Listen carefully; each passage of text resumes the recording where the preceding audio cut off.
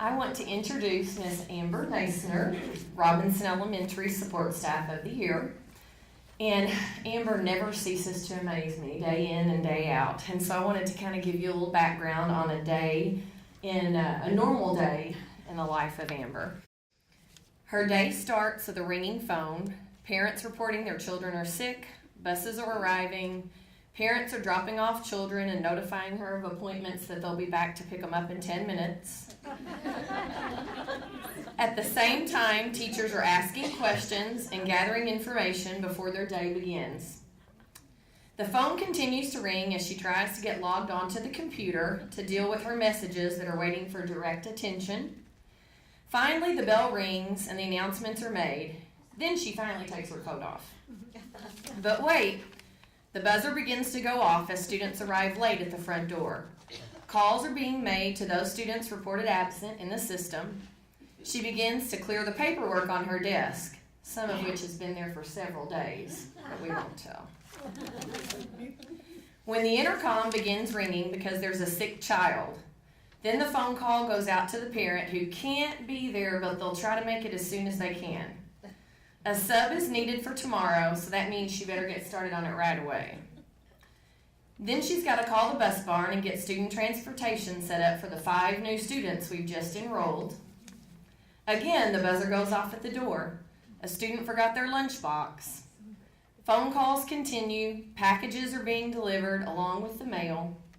Phew, what a morning. Break time is coming. But wait, the principal is dropping off a flyer to be copied, sent home that day, and 5 new purchase orders have to be entered because there's that deadline. The phone rings and it's an angry parent. All I hear is, okay, yeah, well just, I understand. Okay, thanks for calling. She's always polite. Then a quick lunch. Still, she's trying to get through the paperwork on her desk. Wow, where did the time go? It's the end of the day. Phone calls begin again, this time to change transportation home. Calls are made to classroom teachers to let them know about the changes. There go the buses. But as she peers over her desk, there's still 1 student head in the office. Someone's forgotten to pick them up, so now she's going to stay and wait for that child to be picked up. Finally, kids are home, everyone's safe. She looks at the paperwork on her desk that she wanted to get done and says, well, there's always tomorrow. So Amber does a lot, and I know that might sound facetious, but that's really some of our days, most of our days. So I decided, since the kids always love to come in and see Miss Amber, I wanted to get some of their thoughts on what they thought the secretary did. So we made a little book, and I had to pull out some of my favorites. Some of them are really amusing. I think the school secretary sits and visits with the nurse all the time.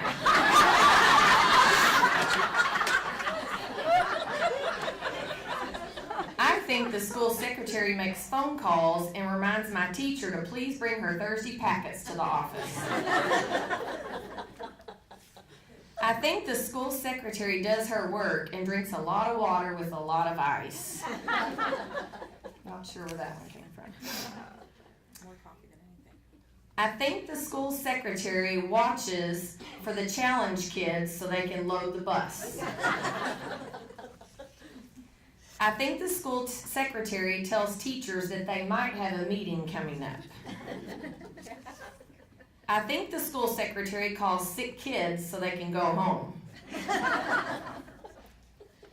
The school secretary is there to unlock the door for all the people that need to get in. The school secretary makes sure you get to your destination safely.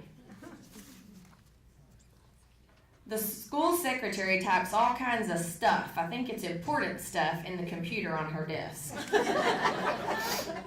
And my personal favorite, I think the school secretary works on the phone and is the one that looks at people through the cameras so she can tell Dr. Arbasi who's being good in the hallway.